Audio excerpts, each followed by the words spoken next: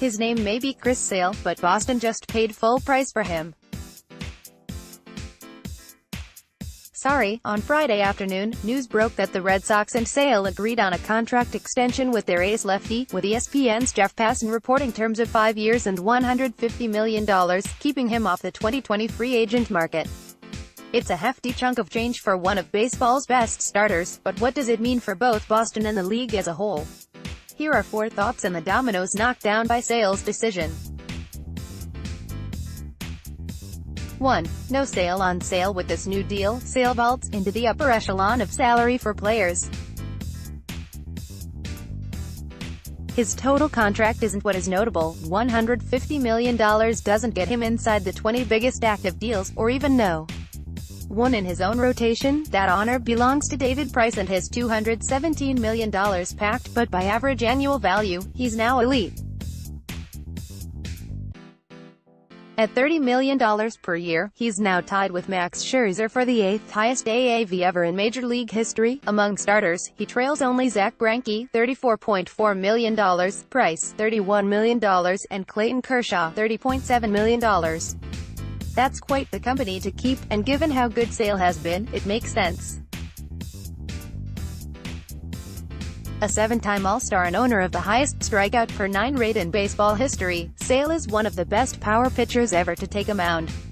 Since joining Boston via a blockbuster trade after the 2016 season, he's posted a 2.56 ERA and 545 strikeouts in 372 1/3 innings.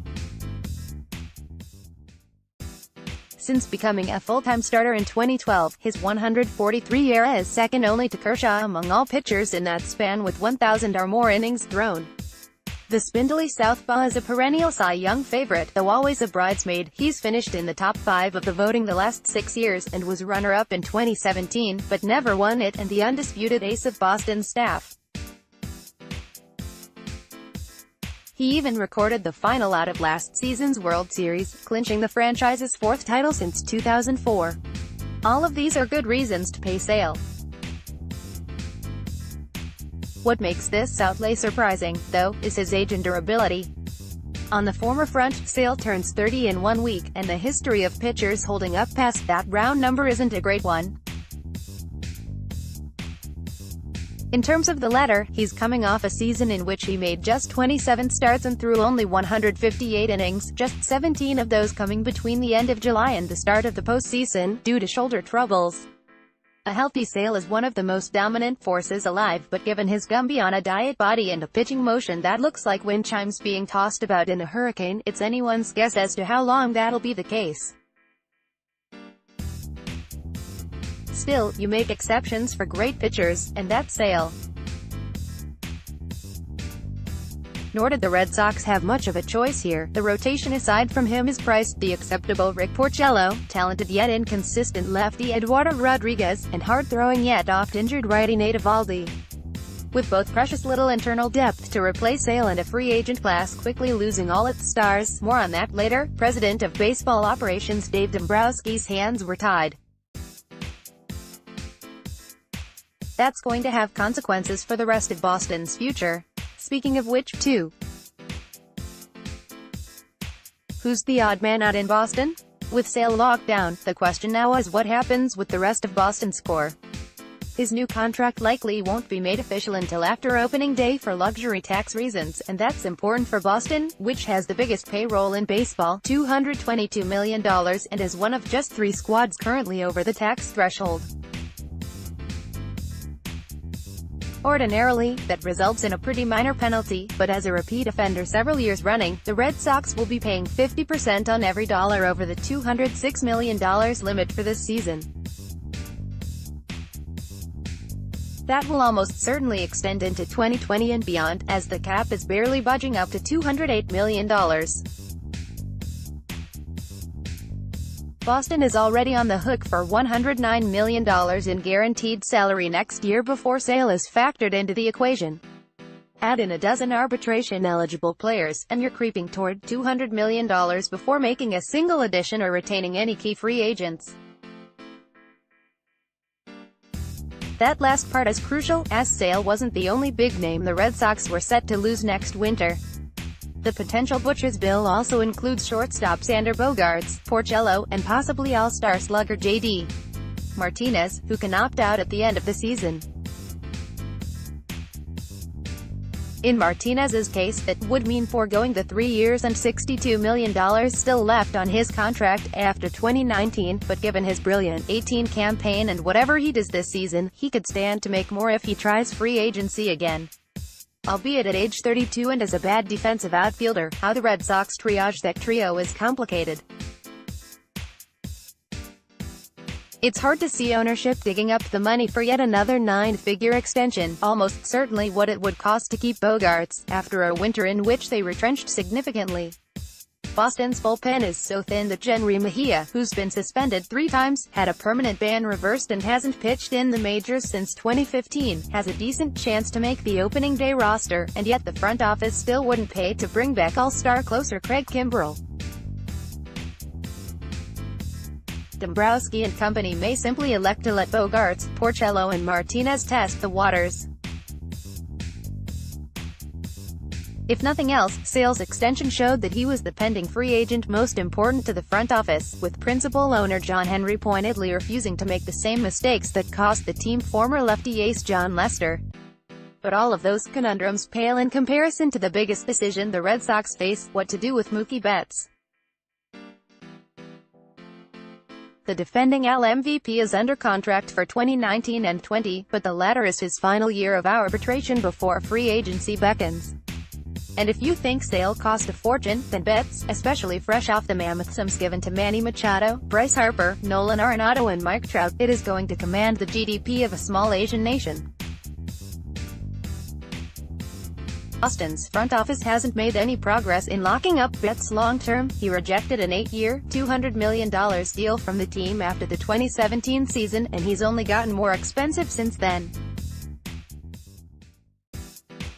"I don't expect anything to happen until I'm a free agent," he told reporters after Trout's mega deal was announced. "I'm under no pressure to do anything." He may not be, but the Red Sox certainly are. Letting Betts walk would be a catastrophe. But in order to be the best, you have to employ the best, and that means paying them like the best.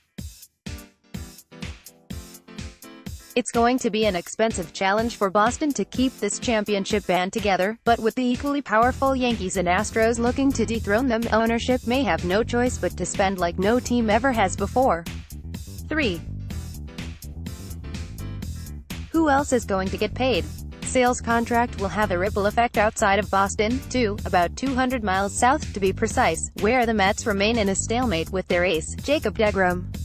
The 2018 NL Cy Young winner is in Sale's class as one of the league's best pitchers, and he has just 2 seasons left before he'll reach free agency. For any other team, that would mean a new deal already in place. But given that this is the Mets we're talking about, talks have dragged on through the winter, with a deGrom-imposed deadline of opening day rapidly approaching.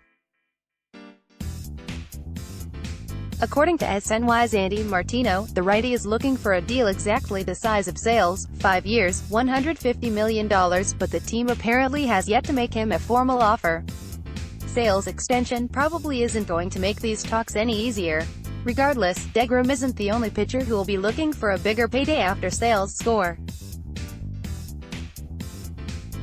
Astros righty Jarrett Cole is set to hit free agency this winter and is coming off one of the best seasons of his career, so is rotation mate Justin Verlander. The Mets also have Zach Wheeler, who will be a free agent after the season as well, to worry about. Looking ahead a year, you have Trevor Bauer, already adamant he'll go year to year for the rest of his career, reaching the open market, as well as James Paxton, Robbie Ray, and Masahiro Tanaka. It's unlikely most of those pitchers will get new contracts, but their agents will probably all be monitoring their phones regardless. For Wither free agency, as noted, Sale's extension takes him out of next off-season's free agent class, one that, even before he was knocked out, has thinned. The recent spate of new contracts this spring has removed the 2 best hitters who are going to hit the market in Arenado and Paul Goldschmidt, as well as Miles Mikolas and Aaron Hicks. The 2020 class, meanwhile, has lost Trout and Carlos Carrasco.